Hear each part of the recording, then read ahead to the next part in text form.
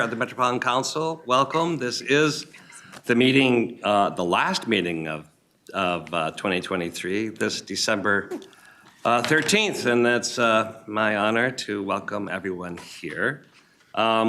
We have a full agenda with many business items and then a number of information items, and also a budget, a public commented budget to be approved after 6 o'clock. So I promise you this meeting will go at least to 6:01 and maybe a little later than that. We have a great guest, which we'll get to in a minute, our future regional administrator.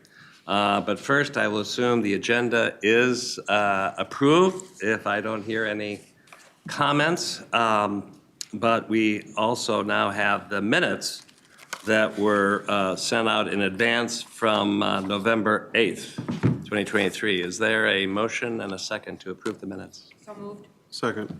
Thank you. Any discussion? All those in favor say aye. Aye. Opposed? All right, those minutes are approved. And this is the point of the meeting where we have an invitation to the public to make any comments on areas that are not on the agenda. And we have not had anybody register. So unless somebody runs to the podium, I assume we will not have any public comments tonight. Which brings me to maybe one of the most important parts of our evening, which is the appointment of a regional administrator. It is my really great honor to bring this business item 2023-304 to appoint Ryan O'Connor as the regional administrator for the Metropolitan Council. You know, we don't have many regional administrators, but many have served over the years, and it's such an important position for our institution. The regional administrator recommends to the council adoption measures and actually manages the efficient administration of the council, and is in many cases, in addition to the chair and all of us, the face of the council. So pursuant to Minnesota statute section 473.125, the Metropolitan Council is the appointing authority and is responsible for appointing the regional administrator. So by statute, the regional administrator serves at the council's pleasure and acts as the principal officer for the council. So I am really thrilled because Ryan has had deep experience, not just with Ramsey County, but certainly as Ramsey County manager. And he's worked there since 2018 in a number of roles, including being the manager. I really want to thank those members of the council who served on the interviewing process and the committees.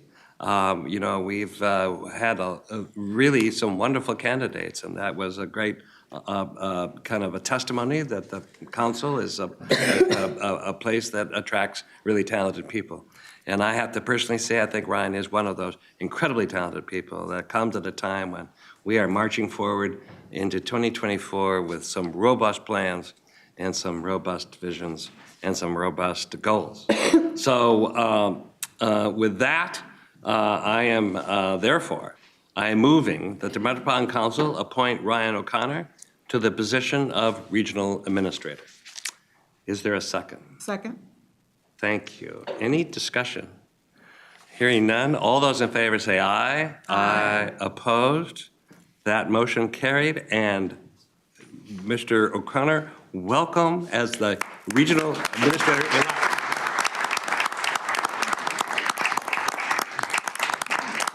And I invite you to come and say a few words if you'd like. I'll start by saying it's weird when you're in the middle of the room because you do this like spin thing and I didn't quite know what to do. Mr. Chair, council members, it's an honor to be with you today. It's a slightly different setting than the last few times where I got to meet some of you through an interview process talking about the vision for this region and ensuring it's strong not only today, but tomorrow and for our kids and their kids. And that means every one of every kid across this region, with a vision of talking about how we think about that it should not matter the name of the city you grow up in or which side of a river you sit on or a freeway, the idea that this is a region where people can come and they can know that they can thrive. And some of those people will have been born here, like myself, and some of them will have moved here for a job or a significant other or an opportunity of some other kind. It doesn't matter. The goal is to come be a part of a prosperous place and let's build something together. I grew up in Bloomington, Minnesota, so I'm a kid of this region. I attended Kennedy High School. I moved away for a while, for about 10 years, and like so many Minnesotan stories, I met someone from this region who grew up in Richfield, and you find out you grew up way closer than you realized, and you find your way back. And so my story is one that is in no way in that shape unique. We've been in the Twin Cities since 2008, spent some time in Washington County on our way into St. Paul, where we have now been raising two young boys, 7 and 8, who attend Adams Spanish Immersion School in the St. Paul Public School District, and love everything there is about living in a vibrant and diverse community. They were only disappointed when they found out that this position doesn't run the Empire Builder. And they told me to reconsider and apply for that instead. So my call to Joe Biden went unanswered this morning. But in all seriousness, we are a family that uses transit and bikes and vehicles to get around every day. But we understand and see, like so many of you and behind me and people in our community, on the days when our transit system runs well, what it means to a thriving region. It just works. You can get where you need to go, and you feel good doing it, and you accomplish the day without having to spend your life being angry about parking or movement. These are things that just happen when you spend time in a box, sometimes on your own, trying to drive on roadways that get congested, right? It's frustrating at times. And so we figure out ways to move efficiently through this region in all sorts of different ways. And we realize that the best regions, when you think around the world, are ones where you can move in different ways. In the same way, they are the regions where you trust your infrastructure to just work. You don't have to think about, when you flush a toilet or turn on a faucet or anything in between, what's happening here? Is it all working out, right? And so I'm sure there's a part where people here say, I wish people knew what we did. And you're right for that. And I think part of our work together and my work in supporting all of you is to figure out how we can tell that story. But the other reality is, it's always a good thing when people just say, I don't know how it happens. It just happens and it just works. Government is at its best sometimes when people are allowed to live the complexity of their life and government takes on the complexity of running a community.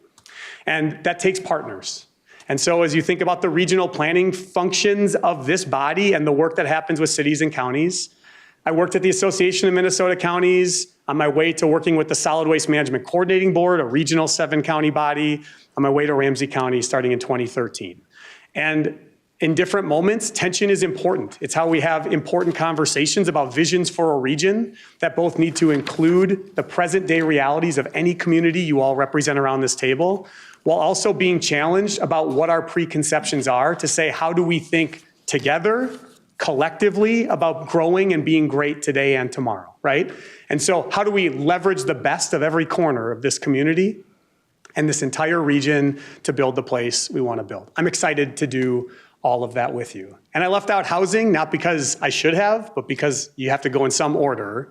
Bottom line, housing is the current crisis in front of us today in our region. We see it all the time. It's a constraint on our growth. It's a constraint on employers. It's a constraint on the idea that we can truly live where we want to live to be successful as a region. And it's the challenge of our time.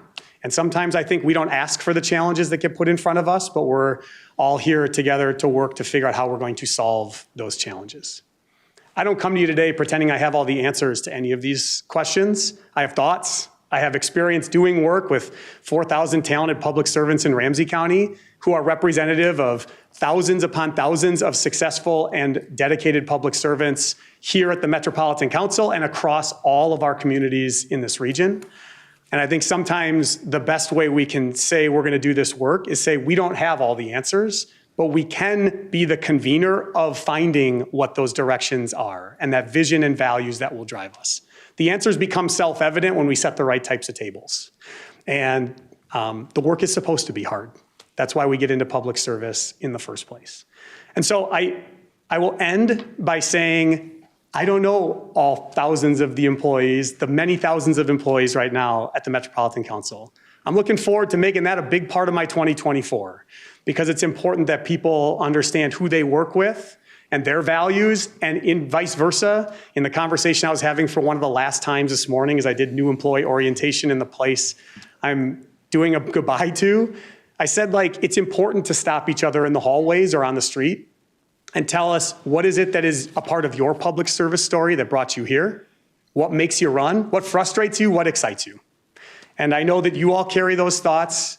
I'm sure many of the people behind me carry those thoughts as well. Our goal is to help try and coalesce those thoughts into a collective vision so that no matter where you work in the organization, you feel like you're contributing to the organizational good and goal.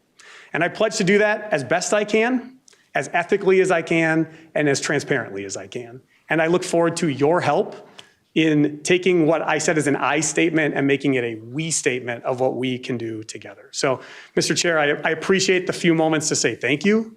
I am deeply humbled to be standing here before you today. It's one of those, you have to pinch yourself moments in your life sometimes when you think about having opportunities to shape the place in which you live. And with that, like, a heartfelt thank you, and I can't wait to get started again soon. Thank you.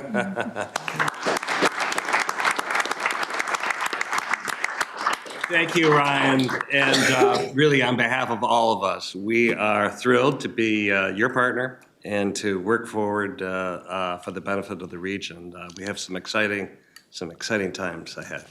Thank you.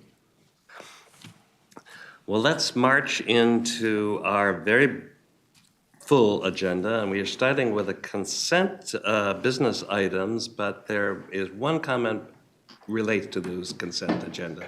Councilmember Barber. Thank you, Mr. Chair.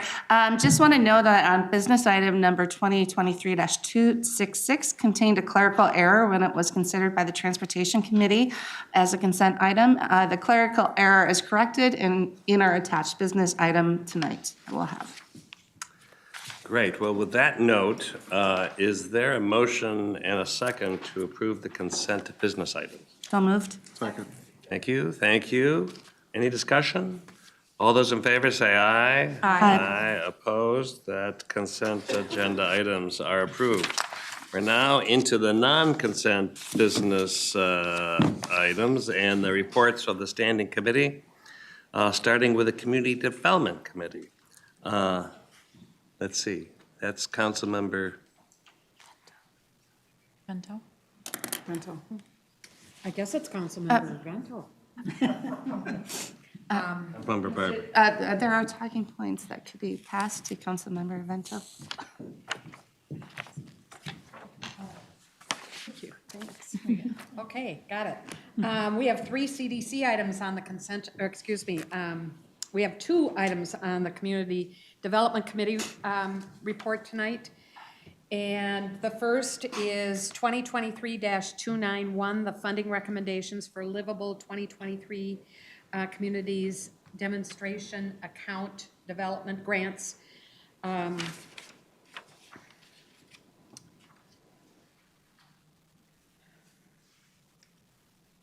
This business item is, okay, I've got to make sure I've got everything straight here. This business item is a request for an award in the amount of $9,763,250 in livable communities demonstration account grant funds to support 8 projects in 6 cities.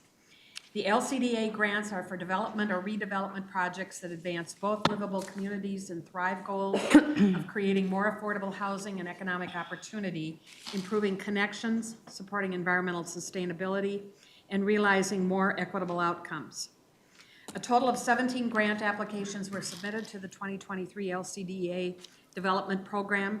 13 of those applications advanced to review by the Livable Communities Advisory Committee, and 8 are being recommended for funding. The council has guidance that no more than 40% of available grant funds be awarded to projects in Minneapolis and St. Paul.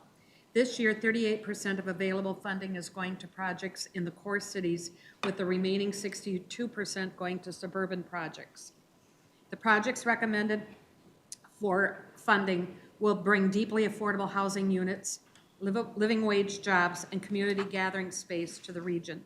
Therefore, Mr. Chair, I move that the Metropolitan Council, 1, award 8 livable communities demonstration account grants as shown in Table 1 of the business item totaling $9,763,250. And 2, authorize the Executive Director of Community Development to execute the grant agreements on behalf of the council. And if I could, Mr. Chair, I'd just like to list the cities. We have Brooklyn Center, Minneapolis will receive 2, St. Paul, Edina, Brooklyn Center will receive 2 as well, Maplewood and Bloomington. Thank you for your report, and thank you for facilitating that motion. Councilmember Vento, is there a second? Second. Thank you. Any discussion? All right, hearing none, all those in favor say aye. Aye. Aye, opposed, and I think there is another Yes, there recommendation. is. Thank you, Mr. Chair. 2023-292. Mr. Chair and council members, this business item, 2023-292, is to award $4,863,750 in livable communities demonstration account transit-oriented development grant funds to support 4 TOD projects in 3 cities. LCDA-TOD development grants are for development or redevelopment projects that advance both livable communities and thrive goals of increasing access to housing, jobs, services, and transit in an effort to support a more equitable region. The LCDA TOD grants also advance the council's TOD policy, which is to promote moderate to high density development projects located within walking distance of a major transit stop. A total of 7 grant applications were submitted to the 2023 LCDA TOD Development Program. 6 of those applications advanced to review by the Livable Communities Advisory Committee, and 4 are being recommended for funding. In keeping with council guidance, the maximum combined award limit per city is $2 million. The projects recommended for funding will bring affordable housing units, living wage jobs, and increased transit use to the region. Therefore, Mr. Chair, I move that the Metropolitan Council, 1, award 4 livable communities demonstration account transit-oriented development grants totaling $4,863,750 as shown in Table 1 in the business item, and 2, authorize the Executive Director of Community Development to execute the grant agreements on behalf of the council. Thank you. Is there a second? Second. And Yes, Mr. Chair, if I Councilmember could, Vento. I'd like to list those cities. The Yes. cities are Minneapolis, Richfield, and St. Paul will be receiving 2 of the grants. Wonderful. Any discussion? Mr. Chair. Yes, Councilmember Johnson. With this and the previous item, I just want to thank Robbinsdale Mayor Bill Blonigan and the committee members and our team, Hannah and Stephen, on this. They've done great work, and we really commended them at the CDC meeting. And again, it takes a lot of time to comb through these applications, but it's important work, so thank you to all of them as well. Yeah, and I will second that. Mayor Blonigan took on this role, I think, very willingly and with his eyes open, and that is saying a lot because it is a lot of work and time and thought. All right, with all that, all those in favor say aye. Aye. Opposed? All right, those motions are carried. Which brings us to the Environment Committee. Councilmember Lindstrom. That's me. Thank you, Mr. Chair. Very excited to bring this forward tonight. This is item 2023-267, and it requests that the council approve the inflow and infiltration grant program guidelines and authorize the regional administrator to award and execute grants and grant agreements pursuant to the guidelines outlined in attachment A. In 2023, the legislature and the governor appropriated $12 million to the council for additional I&I reduction grants from state bonding. These capital improvement grants are for eligible cities within the Metropolitan Wastewater Systems service area to repair or replace public infrastructure and to reduce the amount of I&I in the disposal system. This grant program adheres to both the state and council guideline requirements. The expected improvement in public infrastructure from these grants will benefit the region as future regional capital spending on sewer system expansion can be avoided. For those that received notice of concerns, we have fully considered many different options, and our stakeholders have communicated this is the best way to move forward. Therefore, Mr. Chair and members of the council, I move that the Met Council approve the inflow and infiltration grant program guidelines and authorize the regional administrator to award and execute grants and grant agreements pursuant to the guidelines outlined in attachment A. Thank you. Is there a second? Second. Thank you. Any discussion? All right, hearing none, all those in favor say aye. Aye. Aye. Opposed? That motion carried. Councilmember Lindstrom. Thank you, Mr. Chair. I have one other additional item, and this is 2023-298. Same week, it requests that the Met Council amend Emergency Declaration 2023-178 for repairs to one of our interceptors. This is Interceptor 1-MH-401B, Lilydale Siphon. This is a siphon. A siphon is it's a pipe that runs underneath a river. Fancy name for a pipe that runs underneath a river. In St. Paul. We learn every. I know. Sometimes I read these things and I'm like, what are these things? And then I learn myself. That's a little, I probably shouldn't say that into the microphone, but it's true. It's true. Okay, this is a siphon in St. Paul in the amount not to exceed $3 million. On July 17th, 2023, a wastewater leak was reported near Crosby Farm Park in St. Paul. And Emergency Declaration 2023-178 was ratified by the council on August 23rd. Additional holes were discovered in the pipe during the inspection, the result being that a more extensive repair is needed in order to put the pipe back into service. I'll just note that, speaking of things that I learned, we learned yesterday that we're using, I think is a new technology for us, I'm not positive on that, but this repair uses what's called a bullet liner, and that's a flexible fabric that goes into the existing pipe. It kind of looks like a deflated fire hose, and it's made out of Kevlar, so it's super tough stuff, and we're gonna give it a shot. So this emergency work is going to be about $3 million, and this will require a $2 million amendment to the original emergency declaration. So therefore, Mr. Chair and members of the council, I move that the Met Council amend Emergency Declaration 2023-178 for repairs to Interceptor 1-MH-401B Lilydale Siphon in St. Paul in the amount not to exceed $3 million. Thank you. Is there a second? Second. Thank you. Any questions, discussion? All right, hearing none, all those in favor say aye. Aye. Opposed, that motion carried. On to the Management Committee. Councilmember Johnson. Thank you, Mr. Chair. This is item 2023-278. It is the same week item. The Management Committee had this item today, and it passed unanimously for your consideration now. It is the eBuilder Software Maintenance Agreement, Contract 18M120, Amendment 1. eBuilder is an internet-based project management system that standardizes and improves communication and increases accountability between the offices, consultants, contractors, and other project stakeholders by providing a single location to submit, review, approve, and access project documents. Metro Transit has been using this product since 2010. In 2018, its use expanded to environmental services. This contract amendment extends current services and adds the use of eBuilder for the Metropolitan Transportation Services, MTS division.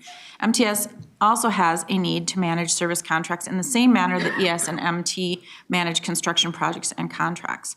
The project team agrees that the proposed amendment price is fair and reasonable and is requesting an additional $3,050,000 $626.10 to add part-time consulting and add services for MTS.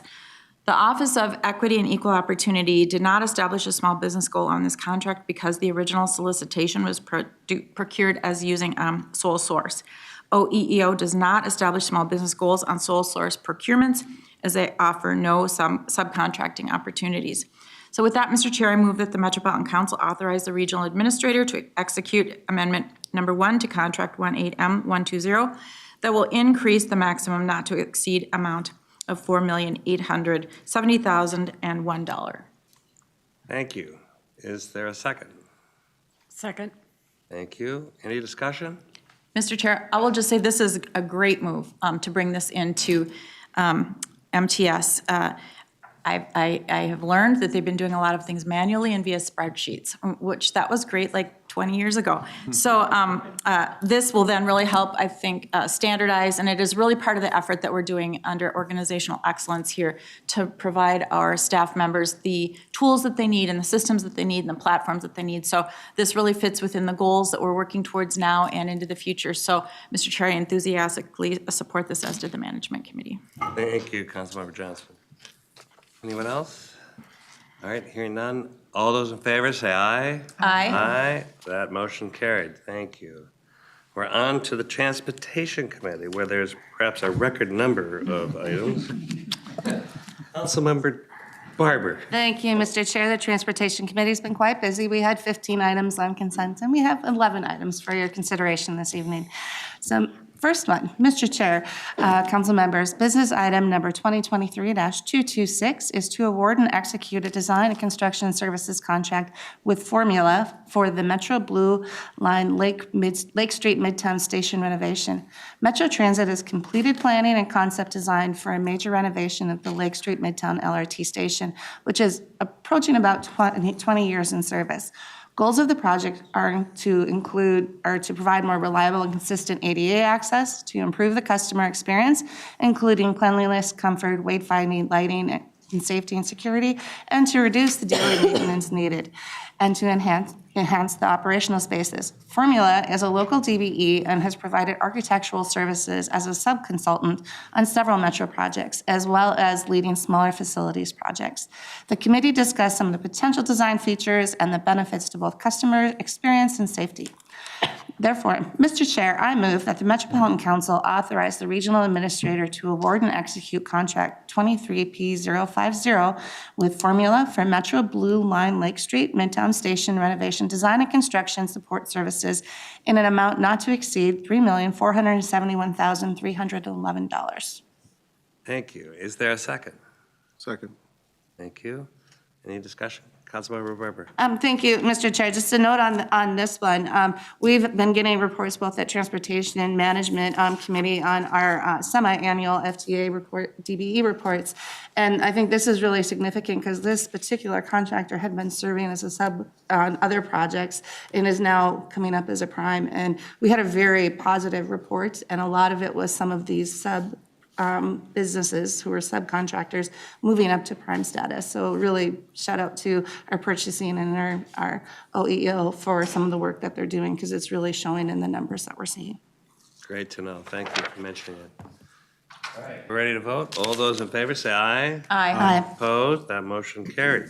Councilmember Barber. Thank you, Mr. Chair. Mr. Chair, council members, business item number 2023-257 is for the Metropolitan Council to adopt an amendment to the 2040 Transportation Policy Plan, or TPP, to add 5 regionally significant highway projects and to accept the 2040 TPP Amendment 2 Public Comment Report. The TPP includes a fiscally constrained list of major projects for investments in the region by 2040, known as the current revenue scenario. Projects that add new lanes to a principal arterial highway or construct an interchange are generally considered regionally significant and must be identified in the TPP to be included ultimately in the Transportation Improvement Program, or the TIP, and to begin construction. The 2040 TPP Amendment 2 adds 5 regionally significant projects to the TPP as outlined in Attachment 2. All of the projects are fully funded through a variety of funding programs and sources, including corridors of commerce funds. The Metropolitan Council sought public comments on TPP Amendment 2 for a 45-day period, concluding October 31st, and a public hearing was held on October 9th, 2023. Therefore, Mr. Chair, I move that the Metropolitan Council adopt 2040 Transportation Policy Plan Amendment 2 and the associated public comment report. Is there a second? Second. Any discussion? All right, all those in favor, say aye. Aye. Opposed? Councilmember Barber. Thank you, Mr. Chair. Mr. Chair, council members, business item number 2023-263 is to request to award and execute contract 23P011 with First Transit, a subsidiary of TransDev, to provide Metro Move service in an amount not to exceed $131 million. Metro Move will be a new transportation service managed by MTS. Metro Move will operate under Minnesota Statute 473.386, Special Transportation Service, the same statute as Metro Mobility. Metro Move will serve customers with disabilities who receive home and community-based waivers funded by medical assistance and administered by the Minnesota Department of Human Services. The program will be part of the state's forecasted budget beginning in 2025. However, the program will be funded primarily with state and federal human service sources. Metro Move advances the recommendations of the Metro Mobility Task Force report, the Twin Cities Public Transportation and Health and Human Services Coordinated Plan, and the Minnesota Olmsted Plan, all seeking to support the engagement and integration of persons with disabilities in their communities. Therefore, Mr. Chair, I move that the Metropolitan Council authorize the regional administrator to award and execute contract 23P011 with First Transit, a subsidiary of TransDev, to promote Metro Move service in an amount not to exceed $131,532,600. All right, thank you. Is there a second? Second. Thank you. Councilmember Barber. Thank you. I know you get to hear from me a lot tonight, but this is a big thing that should get some recognition. This is a project that others in the country are looking to us because it's new. This is something that I was a co-chair of the Metro Mobility Task Force, and this was something we really wanted to get involved as a new option for people to move around the region for those who are affected with disabilities. And there were laws that had to be changed. There were programs that had to be developed. I do want to say a special thank you to Sheila Holbrook-White, who's out in the audience. This is a program that the rest of the country is going to look to us to see how we did this. So just want to shout out to our staff. And the staff at MTS, I would say previous Director Thompson and current Director Carlson also had a lot to do with this. So. Thank you for highlighting that. All right, ready to vote? All those in favor, say aye. Aye. Opposed? That motion carried. Councilmember Barber. Thank you, Mr. Chair, council members. Business item number 2023-279, same week, is regarding a small bus purchase. Procurement of 28 replacement buses for Transit Link and 16 expansion buses for Metro Mobility aligns with the Capital Improvement Program. Purchase of these buses will allow MTS to continue maintaining a state of good repair for its fleet. The buses to be replaced are beyond their useful life. The 28 buses will utilize federal funding, while the 16 expansion buses will utilize local funds only. Therefore, Mr. Chair, I move that the Metropolitan Council authorize the regional administrator to execute contract 23P238 with North Central Bus Sales for up to 16 expansion buses not to exceed $2.5 million, and contract 23P239 with Hogland Bus for up to 28 replacement buses in an amount not to exceed $4.4 million for a total procurement value not to exceed $6.9 million. All right. Is there a second? Second. Any discussion? All right, hearing none. All those in favor, say aye. Aye. Aye. Opposed? That motion carried. Councilmember Barber. Thank you. Mr. Chair, council members, business item number 2023-281 is for a Part 1 change order to the Aldridge Parsons joint venture contract, along with the associated increase to the cumulative change order authority. Aldridge Parsons joint venture, which now will be APJV, is the systems construction contractor for the Metro Green Line Extension project. APJV required an extension of time to complete the work due to delays in the civil construction. In March 2023, supplemental conditions for rebaseline systems schedule cost claims resolution were approved to address claims for associated costs due to the extension of time through an alternative dispute resolution process. In August 2023, an initial Part 1 change order in the amount of $20.4 million for the extension of time and a corresponding increase to the change order authority was approved. This action includes a second Part 1 change order to compensate APJV for the extension of time required to complete their contract work, and also includes an associated increase in the cumulative change order authority. Costs for the change order have been validated with the support of the council's outside legal counsel and construction claims and accounting experts. Staff will seek approval for additional change orders related to the extension of time and associated increase to the cumulative change order authority in accordance with council policies. Therefore, Mr. Chair, I move that the Metropolitan Council authorize the regional administrator as part of the systems schedule cost claims resolution process to negotiate and execute a Part 1 change order for contract 17P000 with APJV in amount not to exceed $5,232,043 and authorize an additional 2.69% to the current 27.97% cumulative change order authority for contract 17P003 with APJV, resulting in 30.66% total cumulative change order authority. Thank you. Is there a second? Second. Thank you. Any discussion? All right, all those in favor, say aye. Aye. Aye, opposed, that motion carried. Councilmember Barber. Thank you, Mr. Chair.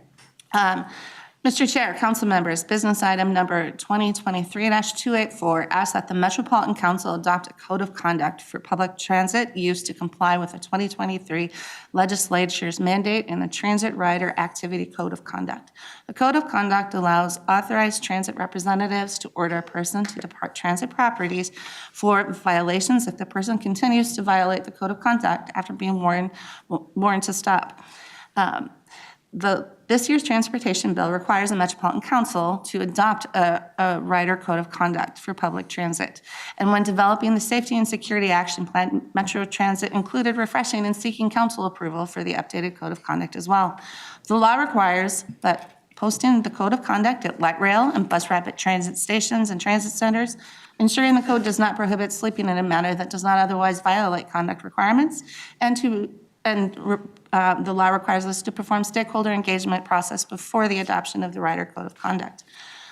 Metro Transit has long had a code of conduct, but this is the first time the council has been asked to adopt those rules. This is an important step to clearly communicate and consistently uphold a set of expected behaviors. Riders will be informed that violations of our rules can lead to removal from transit property and may incur additional penalties. Employee and rider engagement helped shape the new code of conduct. This included approximately 500 responses from employees and 2,000 responses from riders.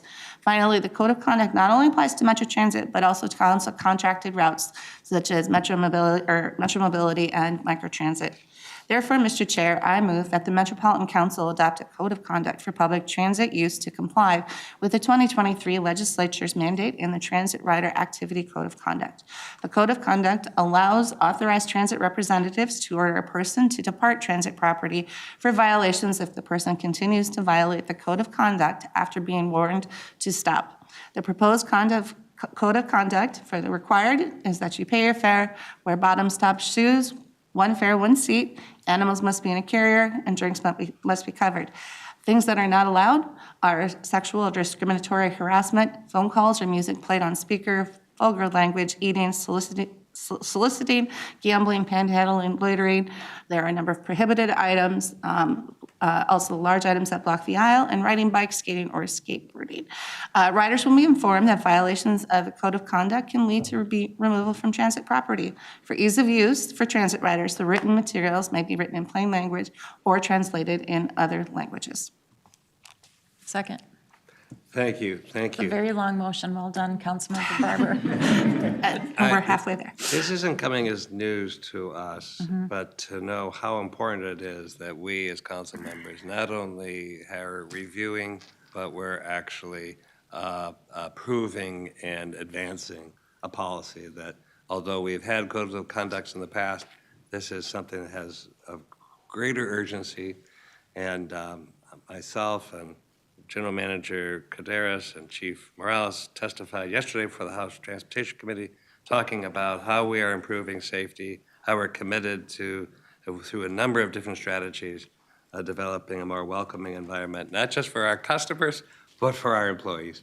And this is a really important step, and I think we've talked about this as, and we'll have some other actions that are advancing our safety and security, but we can't underscore the idea of putting a stake in the ground of what's acceptable and what's not. And what's so much of what's occurring on our particular light rail system is not acceptable. So it's important that we kind of have our eyes open and our hearts and our commitment to following through. Councilmember Chambliss. Thank you, Chair. I just wanted to say that, this has been a progressive and collaborative effort. I believe the Code of Conduct helps us to create a positive culture, as you said, both for our customers and our operators. It creates a message and an environment that is positive in terms of its climate. It helps us to manage our vehicles in a way that is orderly, and keeping in mind that we have tens of thousands of stops that our vehicles make, but we send a strong message with having a code of conduct that makes our riders' experience a pleasant experience and for everyone. So I'm really glad to be a part of this effort and the Met Council's effort, as well as the partners that we have working to make sure that our rides are pleasant and we get there in an orderly manner. Thank you. Councilmember Barber. Thank you, Mr. Chair. And just sort of add on to all that, all of your comments have been great. I think, a lot of thought went into this, and that's why I read through kind of all of it. Because there's some things that are illegal and there are some things we don't want. And it's, all of those things help to outline what a rider or one of our employees, their experience on the system.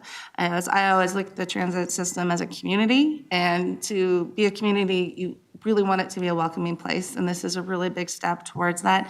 I do really commend the effort that was taking place with Metro Transit for engagement on this and the number of riders that they talked to, because they're the ones out there all the time. And also making the step to talk to a number of employees as well, because those are shared experiences and we want them to be good experiences. Thank you.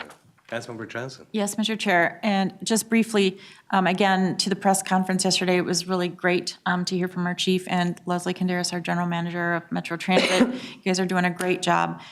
And thank you again to the legislature, because TRIP personnel has been authorized and funded, something that we had been asking for several sessions.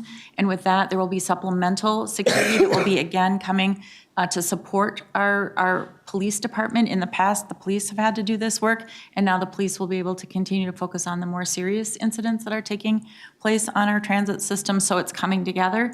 And I just want to make sure that we, thank everybody for their hard work, and the legislature for, making sure that we had the funding to bring on the people who will be informing and enforcing this code of conduct. Great, thank you. Any other comments? All right, hearing none. All those in favor say aye. Aye. Aye, opposed? That motion carried. Councilmember Barber. Thank you, Mr. Chair. Mr. Chair, council members, business item number 2023-286, same week, is regarding the purchase of Metro Mobility buses. This procurement of 25 replacement buses aligns with the CIP. Purchase of these small buses will allow MTS to continue maintaining a state of good repair for its Metro Mobility fleet. The buses that are scheduled for replacement exceeded their useful life in 2022. Using the Sourcewell contract, a national cooperative agreement for public entities allows the council to purchase from other manufacturers that aren't on the state of Minnesota contract, thus increasing competition in the small bus industry. Funding for this purchase will come from Regional Transit Capital, which is local funds. The bus project is approved in the current capital improvement plan. Therefore, Mr. Chair, I move that it is not written all here. I move that the Metropolitan Council authorize the regional administrator to execute contract 23P237 with North Central Bus for up to 25 replacement buses in an amount not to exceed $3.75 million. Thank you. Is there a second? Second. All right, any comments? Quick one. Councilmember. Thank you, Mr. Chair. I did want to make a quick comment on this. Some of you know, we've had some challenges with supply chain with our small buses. This is a new purchasing pathway that we haven't had available. So this is our first run with this group. And, I think it's a good step for us getting back and making sure we have all of our small bus fleet replenished. So. Great, thank you. Any other comments? All right, hearing none. All those in favor say aye. Aye. Opposed? That motion carried. Councilmember Barber. Thank you, Mr. Chair. Mr. Chair, council members, business item number 2023-288, same week, is regarding the award of a construction contract for the Metro B-Line West package. The Metro B-Line West construction package involves construction of 15 bus rapid transit platforms at 8 intersections along the portion of the B-Line corridor between France and Hiawatha Avenues in Minneapolis. The project will also construct and operate a restroom and temporary construction or customer boarding accommodation at the Lake and France layover, fiber communication infrastructure, and locally requested pedestrian, bicycle, signal, and pavement improvements along the corridor, developed and funded in coordination with Hennepin County and the City of Minneapolis. The invitation for bids was advertised on October 10th, 2023. 4 bids were received. Thomas & Sons Construction Incorporated was the low responsive and responsible bidder and is recommended for the award. The Office of Equity and Equal Opportunity assigned a DBE goal of 13% for this solicitation. OEEO determined that Thomas & Sons Construction has met the DBE requirements for this contract. A same-week council action is requested to ensure timely contract award and construction start. Therefore, Mr. Chair, I move that the Metropolitan Council authorize the regional administrator to award and execute contract 23P079 with Thomas & Sons Incorporated for construction of the Metro B-Line West construction package in an amount not to exceed $32,787,228. Thank you. Is there a second? Second. All right, any discussion? And all those in favor say aye. Aye. Opposed? All right, that motion carried. Councilmember Barber. Thank you. Mr. Chair, council members, business item number 2023-297, same week, is to award and execute a SCADA system modification contract needed for the Blue Line Enhancements Phase 2 construction project. Currently, the Blue Line Enhancements Phase 2 project is the rehabilitation and upgrade of track and signals on the existing Metro Blue Line between the Mall of America and Terminal 2 stations. Construction contract 23P039, approved by committee and council in September 2023, and the rail signal system between Bloomington, and with that, the railway signal system between Bloomington Central and Terminal 2 stations will be completely replaced. New railway signal system components require reprogramming and design of the existing SCADA system to interface with existing communication systems. Mr. Chair, I move that the Metropolitan Council authorize the regional administrator to execute 23M005D work order number 4 in the amount of $808,965 with WebTech Railway Electronics Incorporated. Thank you. Is there a second? Second. Thank you. Any discussion? All right, all those in favor say aye. Aye. Opposed? That motion carried. Councilmember Barber. Thank you, Mr. Chair. Mr. Chair, council members, business item number 2023-302, same week, is to authorize the regional administrator to execute a contract with Allied Universal. To date, Metro Transit has experienced success with Allied Universal in the deployment of supplemental security services. Allied Universal now has a presence at 6 locations: Lake Street, Midtown, Franklin, Chicago Lake, 35 and Lake, Uptown Transit Center, and Brooklyn Center Transit Center. Dispatch calls for services are noticeably down at most locations, and public and employee feedback has been positive. This contract amendment would expand the existing contract to include trip agent duties. While CSOs have been performing fare inspections and writing citations, this is only one piece of the duties required of a trip agent. Amending the contract with Allied Universal will allow Metro Transit to contract new personnel that would carry out a wider array of trip duties spelled out under law, such as providing customers with assistance and educating riders about the code of conduct, in addition to conducting fair inspections and issuing citations. Contract 22 P123 was originally approved at $6 million. Therefore, Mr. Chair, I move that the Metropolitan Council authorize the regional administrator to execute an amendment to Contract 22 P123 with Allied Universal for additional security services and to include new personnel that the council hereby authorizes under this contract to perform the duties required under Minnesota statute 473.4075 Transit Rider Investment Program as trip personnel for a total contract not to exceed $11 million. Thank you. Second. A second, great. Any comments? Councilmember Purple. Even though I'm losing my voice, I'm going to say that this is such a big step forward, just like along with the code of conduct, when we're looking at what we're doing out on the transit system and putting out an array of different touch points with different people and having more of a presence throughout the system, it does help take us that next step on safety and security. But this piece also really brings in that customer experience piece. That's part of what we expect from the trip personnel. And what's one of the questions I had the other day, are they going to have extra customer service training, which they will, because I think that is really key to our success. So. Great, thank you.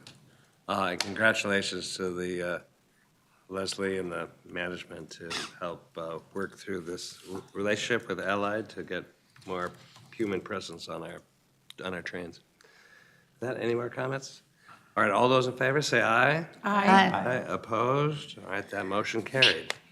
Councilmember Barber. All right, we're on the last one. Thank you. Mr. Chair, council members, business item number 2023-303 is for Amendment 4 with the lease agreement with Middleton Park Place Investors LLC.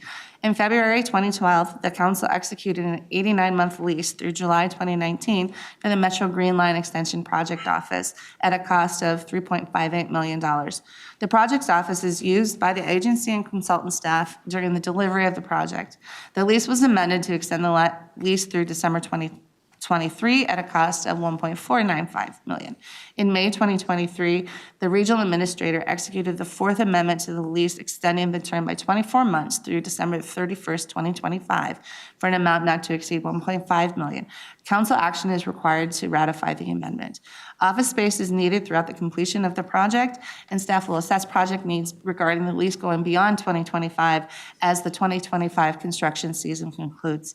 Therefore, Mr. Chair, I move that the Metropolitan Council ratify the regional administrator's May 3rd, 2023 execution of Amendment Number 4 to the lease agreement 12P008 between the Metropolitan Council and Middleton Park Place Investors LLC that extends the lease by 24 months beginning January 1st, 2024 and ending December 31st, 2025, an amount not to exceed $1.5 million.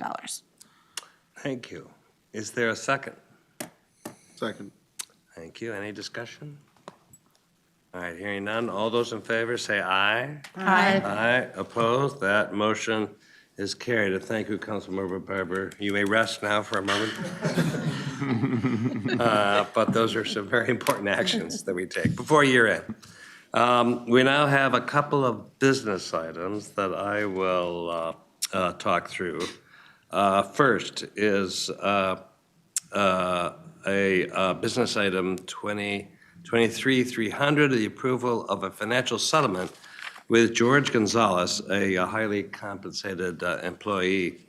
George Gonzalez, as a former employee of the council's regional administration division, who was classified as a highly compensated employee under Minnesota statute section 465.722. After the end of his employment, he threatened litigation. The council discussed the matter at an attorney-client privilege closed session last week in the committee of the whole. Under the bylaws, the chair and the regional administrator have the authority to settle legal claims, and they typically don't come before this body. But under Minnesota statutes, section 465.722, any payment to a highly compensated employee for settling disputed claims must be approved by the governing body during a public meeting, such as this.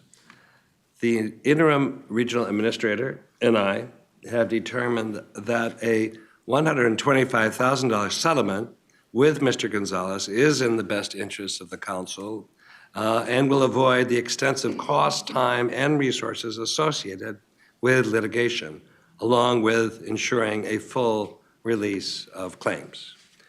Therefore, I move that the Metropolitan Council approve a settlement payment in the amount of $125,000 to George Gonzalez, a former employee of the Council's Regional Administration Division, who is classified as a highly compensated employee under Minnesota Statute, Section 465.722. Second. Is that a second? Thank you. Any discussion? Hearing none, all those in favor say aye. Aye. Aye, opposed. That motion has carried. The next business item is Metropolitan Parks and Open Space Commission appointments. Business item 2023-305.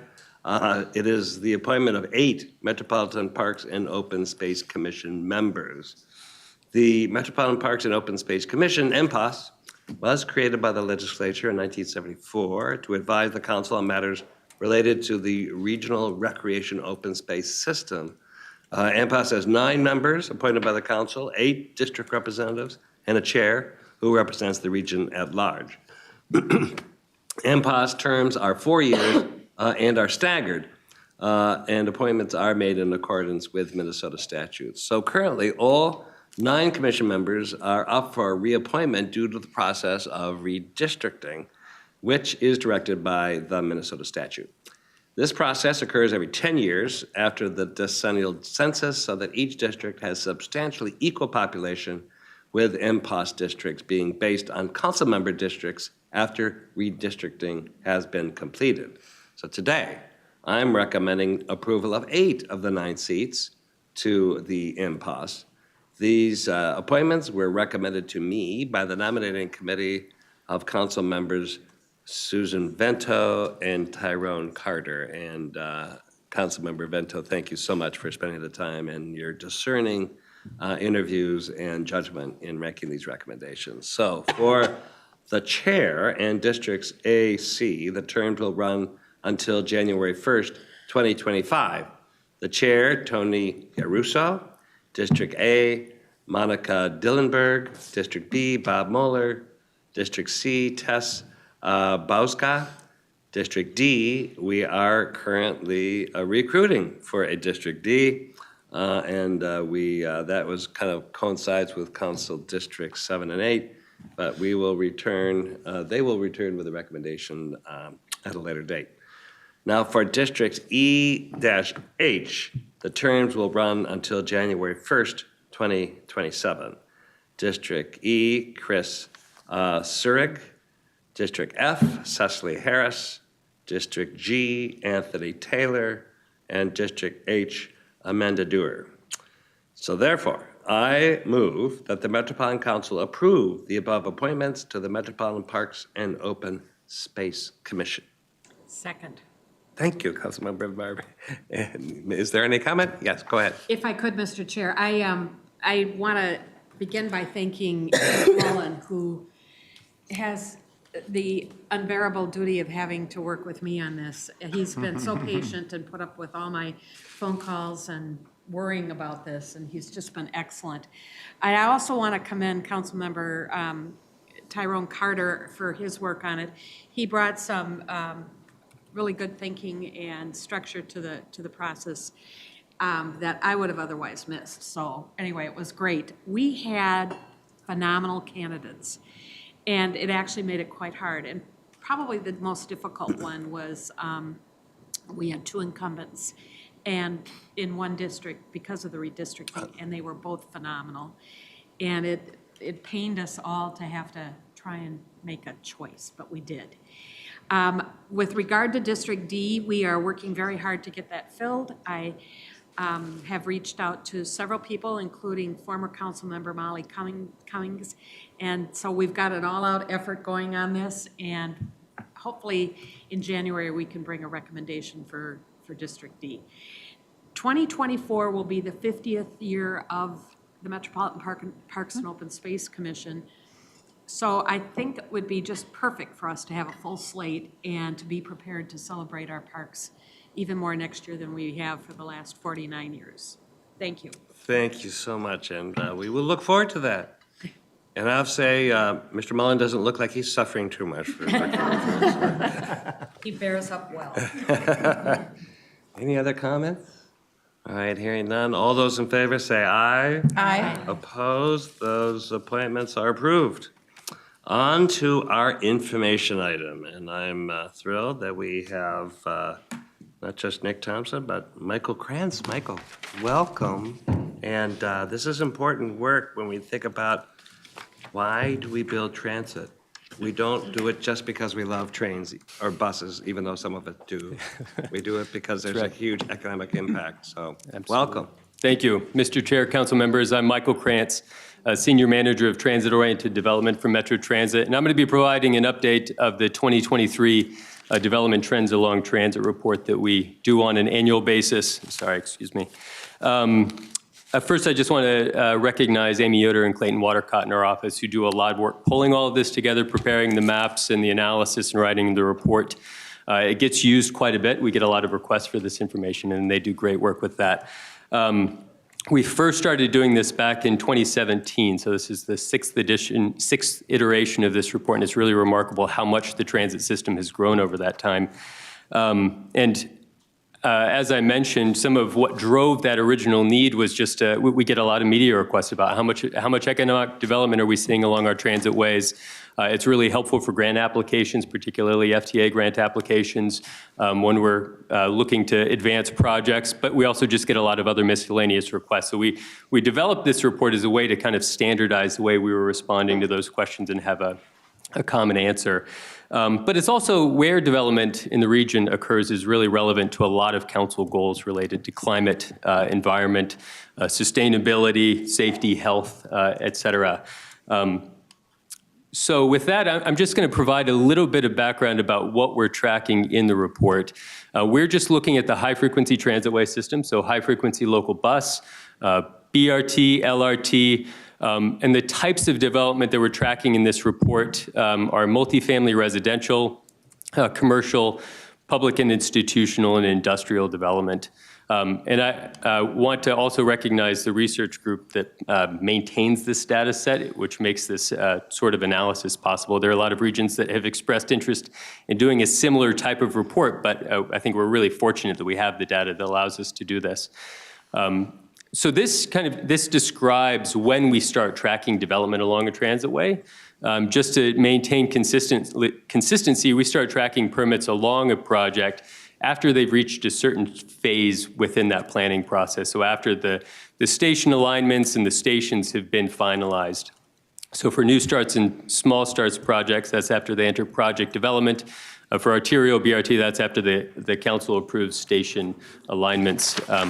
On the right, you can see the transitways that are included within the report and the years when we've started tracking development along that corridor. Just a few pieces that are new for this report. We've added the E-line BRT since that was those alignments were approved in 2022. We get a lot of questions about how much of the development, how much of the housing that's being built is affordable housing. Research also pulled together a data set that allowed us to look at the production of new affordable housing. That's new in the report this year. So I'll provide a summary of that, but we're still going through some of that, which we'll have more details in the report. And then we also get a lot of questions about tax base impacts. So we've started taking a look at that across the board. This is the scope of the system that we're currently tracking development along in the region. This represents about 3.2% of the region by land area. Since 2009, over a third of all development in the region has been permitted near our high-frequency transitway, so a significant concentration of development near transit. This is looking at permits just from 2022, which is the most recent year of permits that we have. In yellow, you can see residential permits. Red is commercial development. Blue is public and institutional, and purple is our industrial development. Just a couple quick points on that. So in 2022, there was over $2.4 billion permitted near high-frequency transit. That's 40% of the development that happened in the region in 2022. So a higher percentage. We're seeing a really high percentage continuing to be permitted near our transit ways. But that also includes 51%, over half of all the housing that was permitted in the region was permitted near transit. And that includes 8,300 new units of development. This shows permit activity near high-frequency transit over time. The orange line shows the total amount, but we've also broken it down by those buckets that I shared previously. Just a couple of points that I'll note here that we've been seeing a significant increase in construction activity along high-frequency transit. There was a little bit of a dip at the beginning of the pandemic, but it bounced back very quickly. I think the other piece that I would point out is that we're seeing a lot of that increase in construction is driven by new housing, new multifamily development. It's representing a larger and larger share of total development that we're seeing in this report. So this is just looking at the commercial development over the past 5 years. Again, we're tracking this all the way back to 2009, but we just mapped the last 5 years because these points tend to stack on top of each other. Since 2009, over $6 billion in commercial development has been permitted near high-frequency transit, and that's 36% of all of the commercial development that's happened in the region. This is looking at all of the multifamily residential over the past 5 years. Since 2009, we've tracked over $9 billion in multifamily development near high-frequency transit. And incredibly, that includes over 53,000 units of new housing that's been built near high-frequency transit over that stretch. And that includes over 40% of all of the housing that's been built in the region over that time period. So as I mentioned, we've added affordable housing to this report. This is just a quick summary of some of that. We've broken down how much affordable housing has been built along each of the transit ways that we're including in the report. Yellow is housing that's affordable at 60% of area median income. Orange is housing affordable at 50%, and blue is affordable at 30%. Just a couple key points I'll share. So this goes back to 2014, so not as doesn't go quite as far back as the permit data that we're tracking, but we've identified over close to 10,000 units of affordable housing that's been built near transit since 2014, and that's 50% of the affordable housing that has been built in the region has been built near high-frequency transit. 79% of deeply affordable units, so those units affordable at 30% of area median income, have been built near high-frequency transit. We do also, that data set does also include units affordable at 80% and higher, but we don't include it here because that's not technically considered affordable by the council, but there has been about 6,300 units of housing affordable at 80% of AMI as well. So I think as was mentioned previously, there's still a significant shortage of housing in the region, but I think that there has been some evidence that the significant housing that has been built in the region is having an impact. On the left, there's an article from the Star Tribune just talking about how Twin Cities inflation is much lower than peers across the region, and they credit the spree in multifamily construction that's happened in the Twin Cities for helping to hold down those housing costs. On the right is actually an Instagram post from Senator Smith looking at the relationship. It's kind of hard to see on this image, but on the left shows the trend in new housing construction in Minneapolis and how on the right that's helping to hold down rents within the Twin Cities and how that's a really important way for us to manage those broader housing costs. I've already shared a lot of the data on this. I think that the only piece that I'll mention is, again, we've seen over 50,000 new units of housing built near high-frequency transit. And in total, we've tracked about $18 billion in permit value near our transit waste system, again, that entire high-frequency system. So as I mentioned, we've been getting a lot of questions about the tax-based impacts of these transit investments, and we've started looking at some ways that we can communicate how these new investments are impacting tax base in the communities where that's happening. This is a map showing property tax per acre for parcels throughout the region. So areas in dark green are generating up to $15,000 per acre in property tax revenue. The columns shown in purple are generating over $1 million in property tax revenue per acre. Just for context, the average parcel in the region generates around $5,700, just to provide that comparison. This is looking at the property tax map just for those high-frequency transit ways. We're looking at that tax map in 2006. So the only transit way that we were operating at the time then was the Metro Blue Line. The Metro Green Line had just entered project development. But I'm going to show how it's changed since then in 2022. So I've just included that entire area. So this is that same map again in 2022. And what you'll see is there are a lot of new purple and red columns on here, and a lot of those are the new investments that have happened throughout the region. And I think it's just really evident how economically impactful those investments have been for those communities where it's occurring. I can just quickly go back. That's 2006, and the same map again in 2022, and that corresponds with a lot of the permits and the construction, the multifamily that's been built. Another question that we often get is are we seeing more development near our transit ways? This is by no means a definitive analysis of that, but one of the things that we did take a look at is how that property tax revenue per acre has been changing over time for parcels based on their distance from transit. So the area in yellow shows parcels that are 1 to 3 miles away from transit. The line in green shows parcels that are within 1 mile of transit. The line in orange shows parcels within 1/2 mile, between 1/4 and 1/2 mile. And then the blue line shows those parcels that are within 1/4 mile of transit.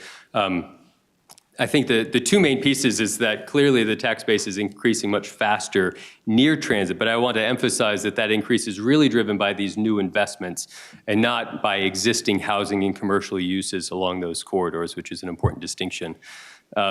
Just to illustrate that, I just grabbed, we're looking at a couple ways that we can really quantify that and separate out how the new investments are relating to existing housing in this corridor. But this is intended to illustrate that. The chart in the bottom right shows how tax capacity and property tax revenue has changed for a couple existing housing units relative to a new investment along the A line. So showing that increase in tax capacity and revenue between 2014 and 2022. And you can see on the far right, which is the new multifamily development, that revenue increased about 30 times faster than the existing properties. And that's really what's driving that increase in tax revenue close to our transit ways. Another data set that we do include, we look at planned development. It's very different than the permit development. This is really just looking at media reports that are showing up for projects. We do map it across the region. I think the couple pieces that I'll just highlight there is that we are continuing to see a lot of new projects that are being proposed and planned near transit. Close to 37,000 new units of housing are identified in that database. So a lot of new housing that's continuing to be planned near those transit ways. And then just to wrap up the last few slides, I'm going to just summarize some of the transit ways that we include in that report. We have similar data for all of the transit ways, but I'm just going to summarize the Metro A line, the Metro Green Line extension, and the Metro Green Line. So this is looking at permit development between 2014 and 2022 for the Metro A line.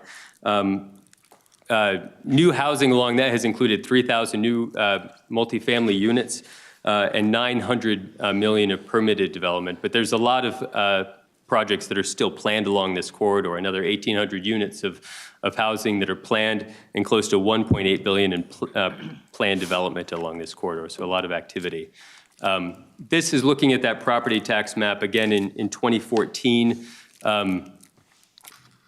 which is when the alignment for the A line was approved, which is why we start with that year.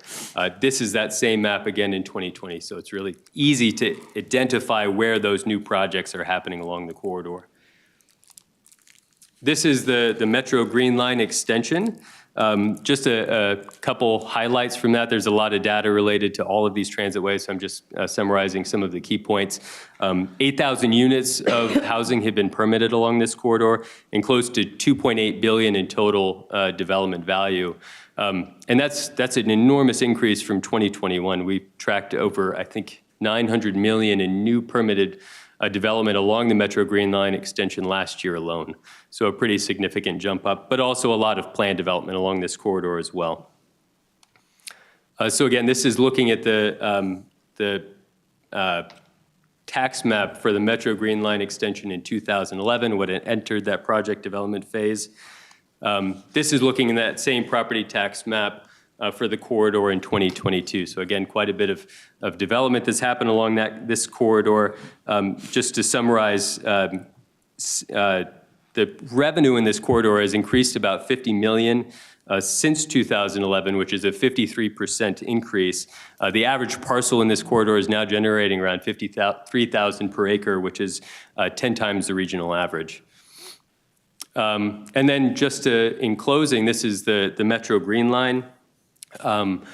Over 20,000 units of housing have been permitted along this corridor since 2006, which is when it entered project development. Let's see here, make sure I'm capturing all that. Close to $7.8 billion in total permitted value along this corridor, and that's also close to a $1 billion increase just from 2022 alone. And then similarly, a lot of projects that are being planned. So there's been a lot of construction activity along this corridor, but also a lot of projects that are planned as well. Yeah. I don't know, do I need to do anything about that? Don't do it. Don't do it. I don't know if I have any control over with the button. All right. Remind me later. And then this is the property tax map, again, for the Metro Green Line in 2006. This is the same map for the Metro Green Line in 2022. So since 2006, tax revenue in this corridor has increased to $272 million annually, which is a 120% increase over that start year. The average parcel in this corridor is now generating around $178,000 per acre, which is 30 times the regional average. And then just in closing, I think we're continuing to update this report, and we're continuing to see that there is a lot of new development that's being planned along our region across the board, but particularly multifamily housing. And we are continuing to see a lot of development interest where we're proposing these new transit projects. And with that, I'd be happy to answer any questions. All right, any questions? Councilmember Johnson. Thank you. This was a great presentation. Again, I'm assuming coming out of COVID and everything with logistics that pulling a permit is one thing, but seeing it to a ribbon cutting is another. But, you know, I'm assuming things are picking up again too with, you know, when something gets permitted to people finally moving in. Do we ever track commercial industrial development along the lines too? Would that be something that we could get in the future? Mr. Chair and council member, we do include industrial development in the report. It's a smaller percentage. We actually do have it mapped throughout the region as well. So that will be part of the fuller report. We mostly just pulled some of the highlights, but the full report has a lot more detail in it. Great, thank you very much. Councilmember Chambliss. Yeah, I think this is great. I like the fact that it's a, you know, a full picture and it's multiple types of high-frequency transit. The visuals are genius. I love it. I don't know who created that software, but it definitely is impactful. Is there a link to get some of this information online, or would we be able to see some of the mapping? Mr. Chair and council member, we will be posting the full report online. We're also trying to figure out how we'll share a lot of the maps that have been created for the transitways showing that tax base impact over time. We've done it for all of the transitways for each year from when it entered project development to now. So it's a lot of maps. I just did kind of a before and after, but that we intend to have all of that available online. The next step is for us to take it through marketing to polish some of that. This is really great. I was just driving through my local neighborhood and seeing where the affordable housing was and seeing how close it was to not just the high-frequency transit, but the commercial businesses and things like that. So Councilmember Johnson's question makes a lot of sense. But I also wanted to see how the folks that are living in that housing utilize the transit along the corridor and outside of that corridor, because when you have most of the affordable housing in one area, that's great because they have access to that area. And there are a lot of benefits for having, the ability to go to your doctor or your grocery store near your home.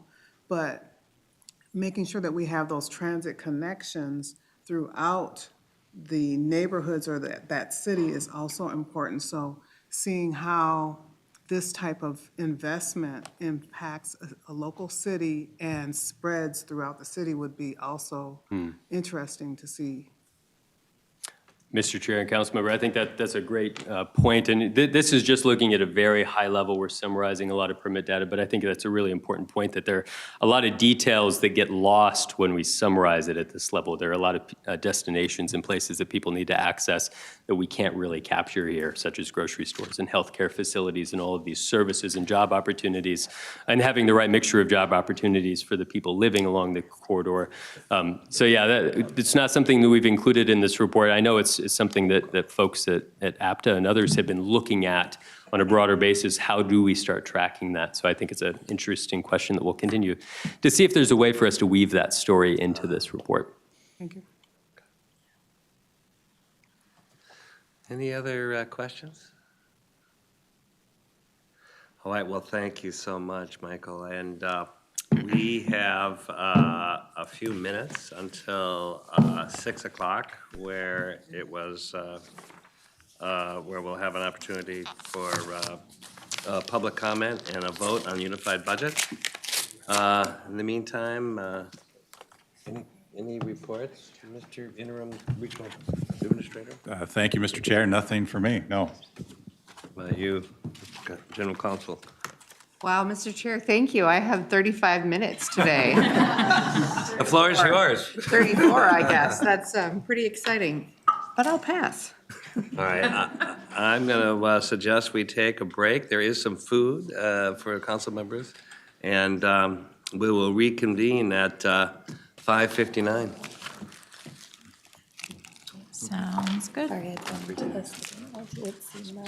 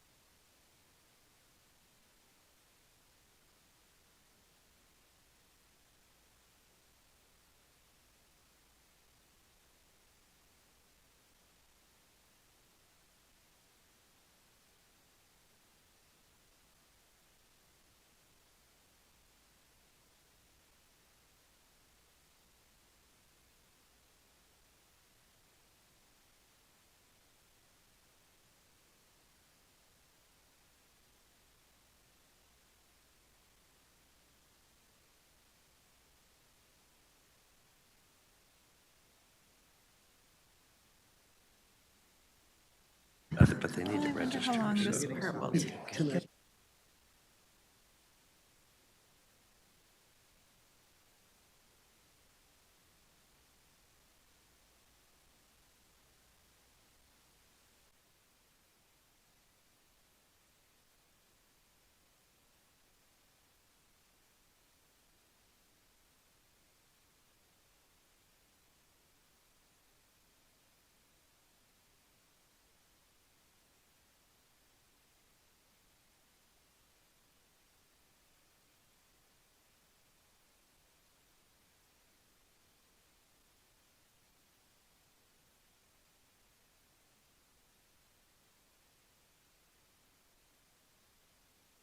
Clock, and I am reconvening this Met Council meeting.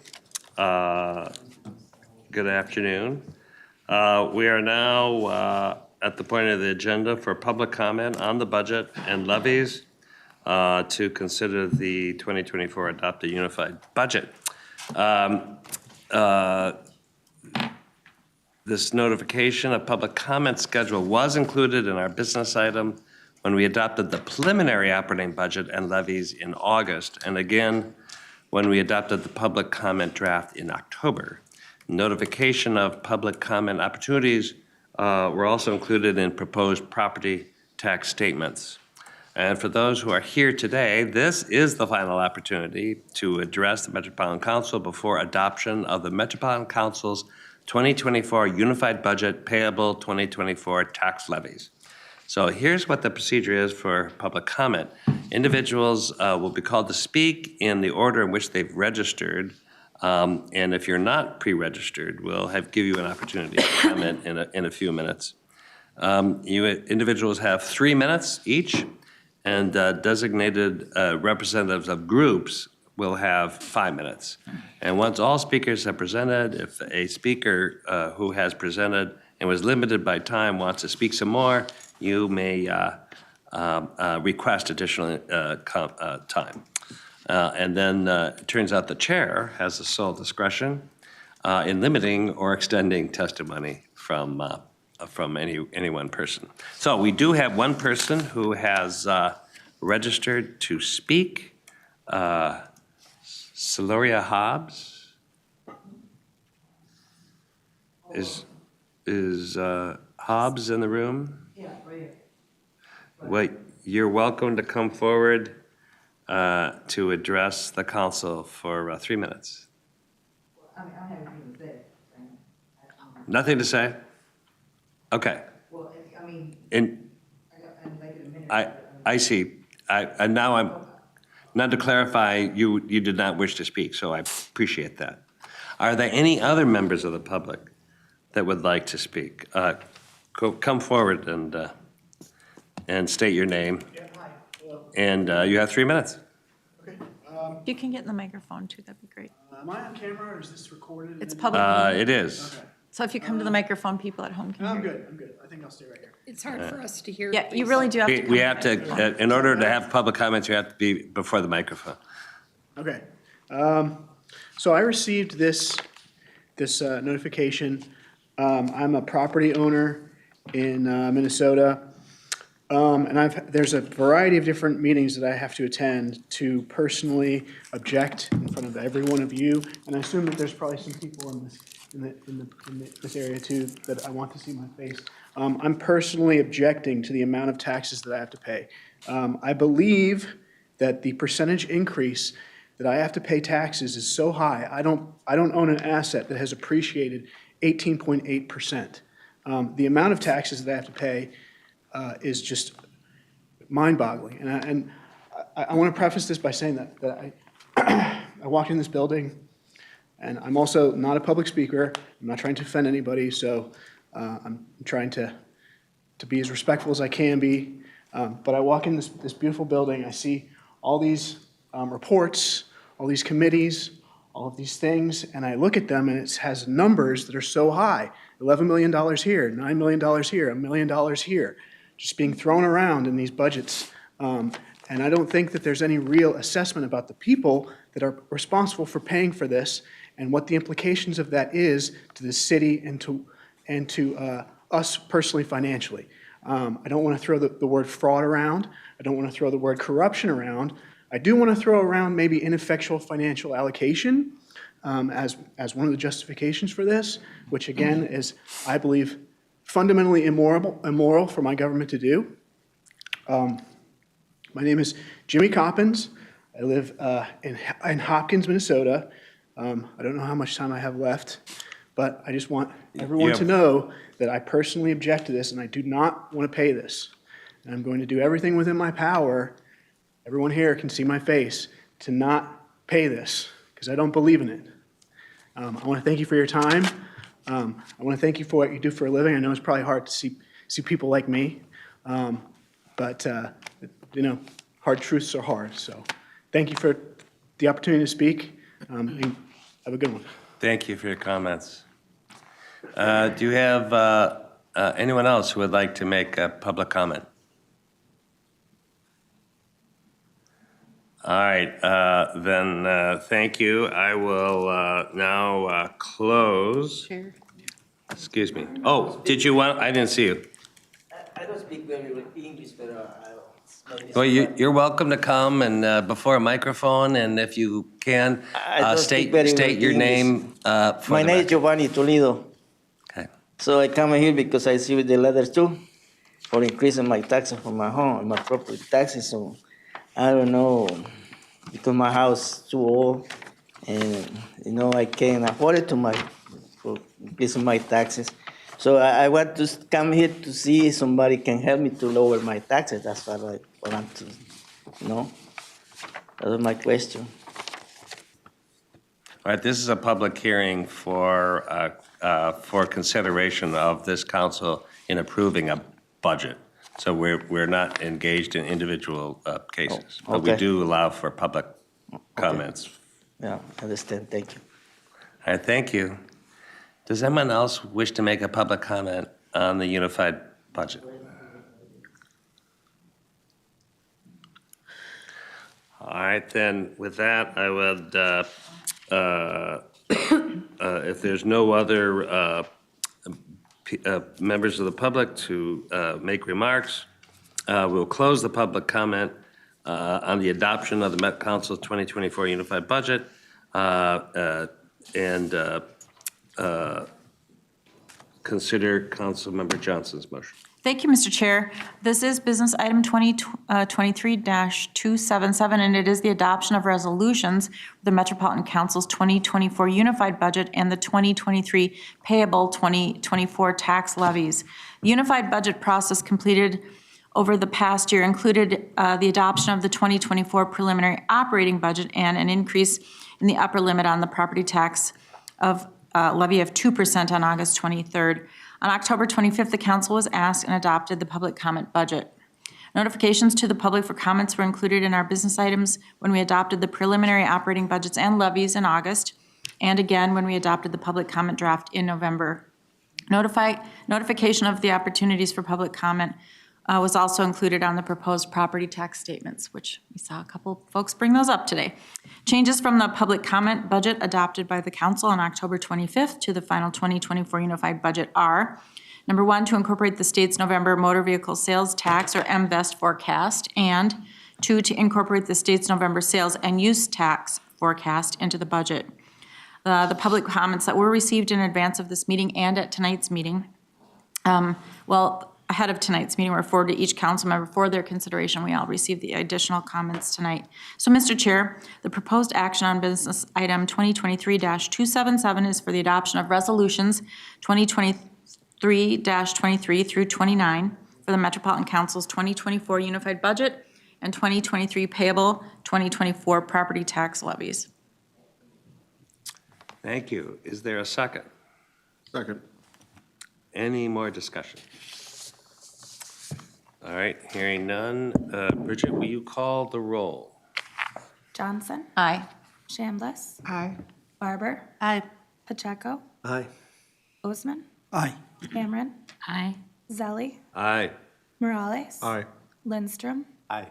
Cedarburg? Aye. Bento? Aye. All right, thank you. That motion carried.